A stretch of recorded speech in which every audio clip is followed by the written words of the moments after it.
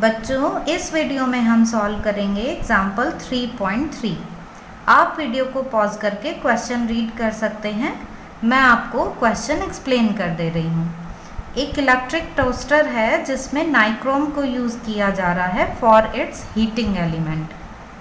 Eight room temperature जब बहुत ही small value of current pass हो रही है इसके थ्रू, तो रेजिस्टेंस देखा जाता है 75.3 ओम।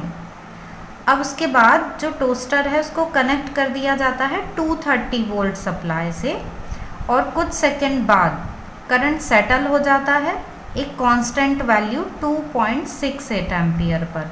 अब हमें बताना है what is the steady temperature of the nichrome element. और क्या गिवन है हमें इसमें, the temperature coefficient of resistance alpha for nichrome 1.70 into 10⁻⁻⁴ पर डिग्री सेल्सियस। ये क्वेश्चन में गिवन है। तो बच्चों, आपको क्वेश्चन समझ में आ गया होगा।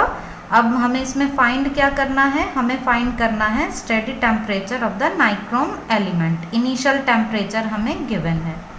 तो चलिए अब हम इसका सॉल्यूशन देख लेते हैं। हम पहले लिख लेते हैं जो जो वैल्यूज़ हमें गिवन है वो।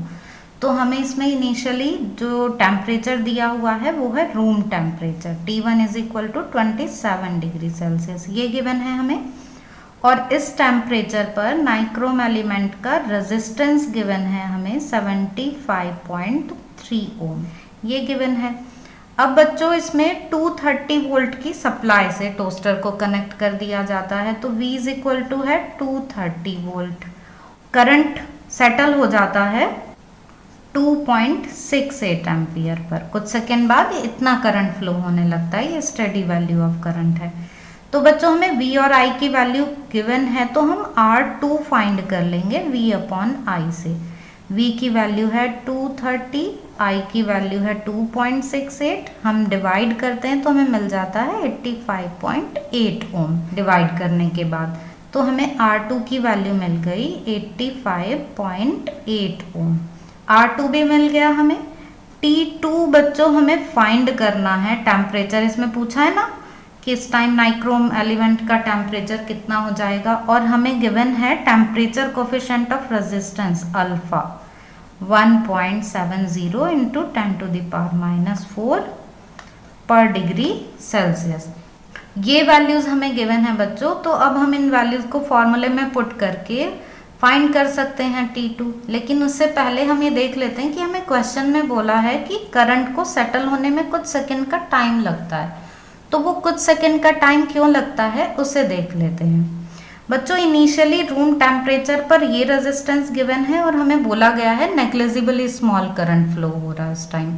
तो जब करंट की वैल्यू बहुत कम है तो हम उसके हीटिंग इफेक्ट को इग्नोर कर सकते हैं, तो हम कोई हीटिंग इफेक्ट नहीं लेंगे करंट का। पर जब टोस्टर को 230 वोल्ट की सप्लाई से कनेक्ट कर दिया जाता है तो करंट एकदम इंक्रीज होता है। अब करंट के इंक्रीज होने से, करंट के हीटिंग इफेक्ट की वजह से टेम्परेचर भी इंक्रीज हो जाता है। टेम्परेचर इंक्रीज होता है तो यहाँ पर नाइक्रोम मेटल अलॉय है, उसका रेजिस्टेंस भी इंक्रीज हो जाता है, और रेजिस्टेंस के इंक्रीज होने से हमें पता है कि करंट डिक्रीज हो जाता है। हमने ये रिलेशन जो है रेजिस्टेंस पर टेम्परेचर का इफेक्ट एक वीडियो में काफ़ी डिटेल में पढ़ा है। तो यहाँ बस हम इतना देख लेते हैं कि करंट के इंक्रीज होने से उसके हीटिंग इफेक्ट की वजह से टेम्परेचर इंक्रीज होता है, जिससे रेजिस्टेंस इंक्रीज हो जाता है और करंट डाउन हो जाता है। तो इन कुछ सेकेंड्स में क्या होता है कि करंट पहले इंक्रीज होता है और फिर करंट डिक्रीज होकर इतने पर कांस्टेंट हो जाता है। तो ये स्टेडी वैल्यू करंट की आ जाती है इस तरीके से।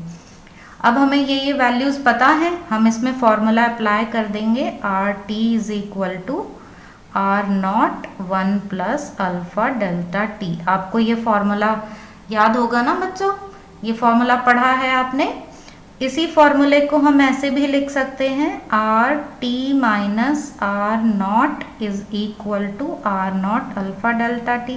बच्चों, यहाँ हम इस फॉर्मूले को ऐसे लिख सकते हैं, R2 minus R1 is equal to R1 alpha delta T लिख सकते हैं ना, क्योंकि हमने ये टेम्परेचर T1 और ये रेजिस्टेंस R1 इस तरीके से लिए हुए हैं, तो हम ऐसे इस फॉर्मूले को लिख देंगे। तो यहाँ से हम डेल्टा T की वैल्यू फाइंड करेंगे, तो डेल्टा T आ जाएगा R2 minus R1 upon R1 alpha. बस अब हम इनमें वैल्यूज़ पुट कर लेंगे।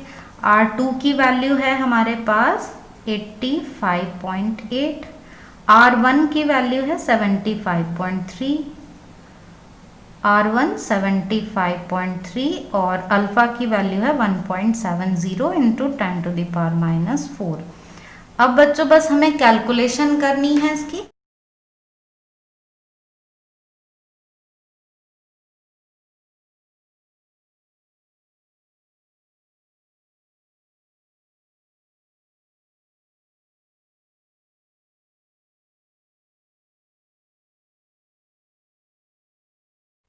तो बच्चों इस तरह से ये डेल्टा टी की वैल्यू हमें और आगे सॉल्व करके मिल जाती है 1050 इंटू 10⁻² अपॉन 128, इस तरह से लिख सकते हैं। और हमें फिर ये डिवाइड करके मिल जाता है 8.2 इंटू 10⁻², और हम इसको लिख सकते हैं 820, ये लिख सकते हैं हम। ये डेल्टा टी की वैल्यू है और इस डेल्टा टी को हम लिख सकते हैं T2 माइनस T1। तो यहाँ से T2 की वैल्यू आ गई 820 प्लस T1, और T1 जो है बच्चों वो है रूम टेम्परेचर 27 डिग्री सेल्सियस। तो इनको ऐड करके हमें मिल जाता है 847 डिग्री सेल्सियस। ये हमें T2 की वैल्यू मिल जाती है। बच्चों आप यहाँ पर प्रॉपर नोट्स देख सकते हैं और इनका स्क्रीनशॉट ले सकते हैं।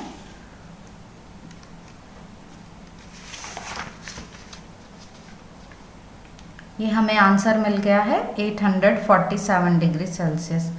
आई होप कि आपको ये सॉल्यूशन अच्छे से समझ में आ गया होगा। हम एक बार इसको फिर से स्टार्टिंग से देख लेते हैं कि हमें ये वैल्यूज़ गिवन हैं और इस टाइम करंट फ्लो ना के बराबर है, तो कोई हीटिंग इफेक्ट नहीं है।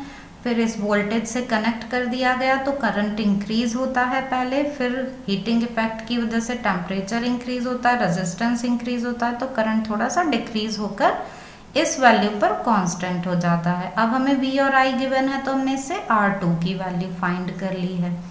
हमें R2 मिल गया, अल्फा हमें गिवन है। तो अब हम यहाँ पर फॉर्मूले में वैल्यूज पुट करके डेल्टा टी की वैल्यू जो है वो कैलकुलेट कर लेंगे। और डेल्टा टी की वैल्यू मीन्स हमें T2 माइनस T1 की वैल्यू ये पता चल गई है। T1 हमें गिवन है तो वो 820 में ऐड करके हमारे पास T2 की वैल्यू आ जाती है। तो बच्चों आई होप कि आपको ये क्वेश्चन अच्छे से समझ में आ गया होगा। फिर भी अगर आपको कुछ पूछना हो तो आप कमेंट सेक्शन में पूछ सकते हैं।